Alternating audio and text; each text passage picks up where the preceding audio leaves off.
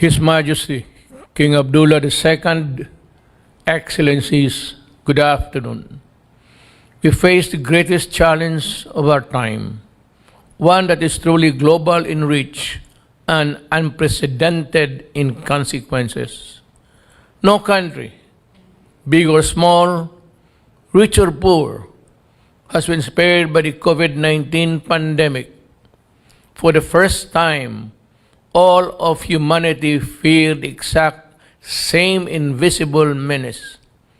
Not even the Second World War had its most sweeping effect. Our urgent common response was to close down borders and impose limits to mobility and trade. The repercussions, as we are seeing now, are grim and far-reaching. We have economies in recession, institutions in crisis, and societies in a state of uncertainty. As insecurity rises, the fear of the other and the unknown heightens. This brings out man's darkest tendencies to look inward and go it alone. But the path of recovery requires more openness, deeper solidarity, and stronger cooperation among nations. I thank His Majesty King Abdullah II for this timely Aqaba process meeting. With this initiative, Jordan chooses partnership over self-defeating isolation. And so do all of us joining today. Excellencies, even if we are navigating ourselves out of the pandemic, the Philippines continues to confront security threats. Indeed, COVID-19 has not quarantined terrorists. Local terrorist groups such as the Abu Sayyaf, the Bangsamoro Islamic Freedom Fighters, and the New People's Army of the Communist Party of the Philippines have been emboldened. They exploit the situation to serve their nefarious activities. But let us be clear about this. Religion has nothing to do with terrorism. All faiths, Islam included, teach us to love, not hate, to build peace, not destroy, and to celebrate our common humanity and not trample on it with senseless and ruthless violence. Now more than ever, our resolve is stronger. We will not let up in our fight against terrorism, and we will not allow COVID-19 to bring our people to their knees. Admittedly, we face monumental challenges under present circumstances. The fact before us is clear. We will enhance cooperation with the ASEAN, the United Nations, and international partners like Jordan.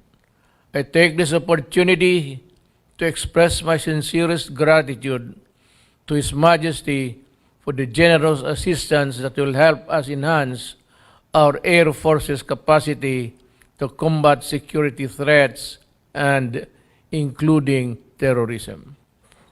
Narrowing deep-seated inequalities was challenging in times of economic growth. It is more so now when the global economy, ours included, has slumped.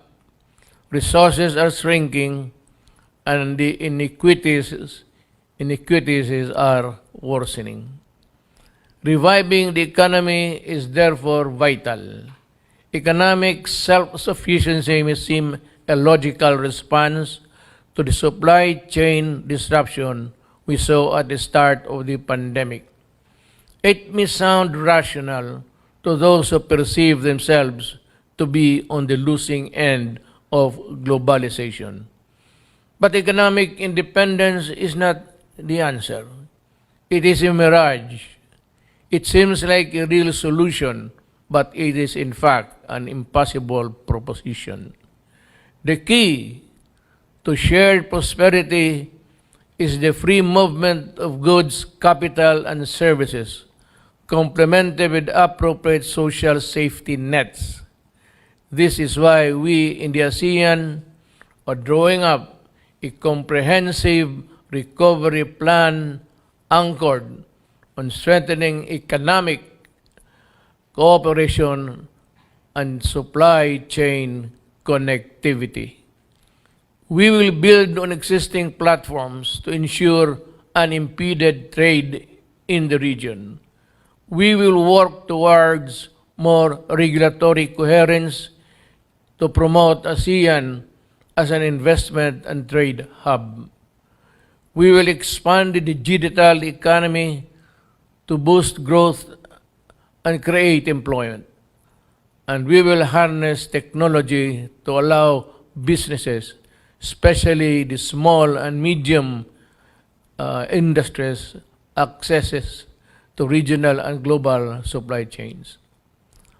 More than 80% of global trade is carried out by the shipping industry, with almost every vessel plying in the world's oceans and seas manned by Filipino seafarers. The Philippines plays a key role. My government worked with the International Maritime Organization on the issuance of a Green Lanes Circular, which provides for a safe crude changes during the pandemic. This is our concrete contribution to ensuring that the global trade of raw materials and goods flows uninterrupted. Excellencies, the COVID-19 pandemic compels us to break with the past, including on the old ways that have perpetuated inequalities within and between nations and is simply untenable. Let us seize this historic opportunity to build a new order, one that is more secure, just, and humane, where there is no room for barbarity and terrorist and extremist forces, and one that is fair, equal, and sustainable, where progress and prosperity are enjoyed by all. Let us therefore honor those who have fallen to the invisible enemy that is the pandemic and the scourge of terrorism. Let us commit ourselves to enduring partnerships and cooperation, for indeed together we shall prevail. Thank you.